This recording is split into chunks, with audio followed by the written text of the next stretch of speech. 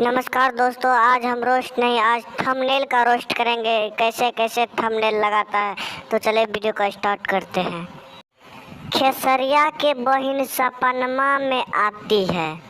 अरे बंचूद, हमें सुनबे न कर लिए गाना। खेसरिया के बहिन सपनमा में आती है, ये कहाँ से गाना?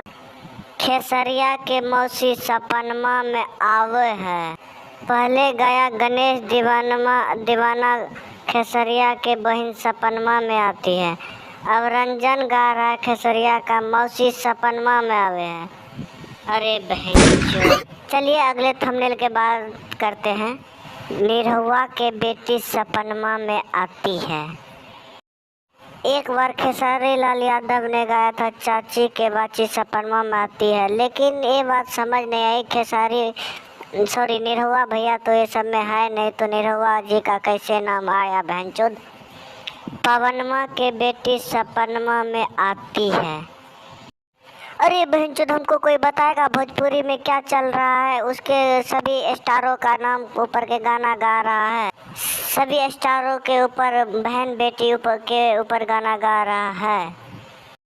दोस्तों दिल थाम के बैठिए, वीडियो हो चुका है ख़त्म, लेकिन पार्ट 2 इसका भी लाएंगे। इसका पार्ट 2 है मेरे पास, लेकिन बहुत जल्द लाएंगे। पहले वीडियो देख के एंजॉय कीजिए। धन्यवाद।